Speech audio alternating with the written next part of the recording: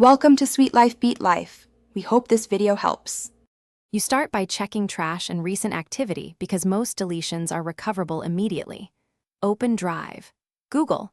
Confirm you're in the right account, then click Trash on the left. Once there, scan file names and use the search box to filter by owner or type. If you see the file, select it and choose Restore. This returns it to its original folder. Make sure to open Details activity when trash is empty to see who deleted the file and when, so you can target recovery steps next.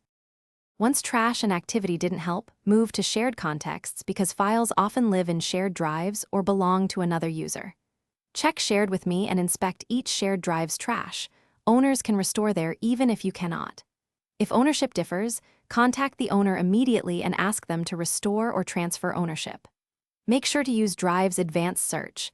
Filter by file type, owner, and date range to narrow results. This finds files hidden in nested folders or filtered views, so you can restore the correct version. Finally, use admin tools or backups for tougher cases because standard recovery can fail if a file was permanently deleted.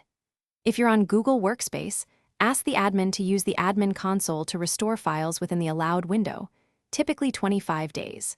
If permanent, search local backups or shared copies and review version history for content. Troubleshoot by confirming account and permission status, and check Drive file stream or backup and sync logs. These often reveal if a sync or permission change caused the loss and guide the correct. Thanks for watching. Consider subscribing if we helped you.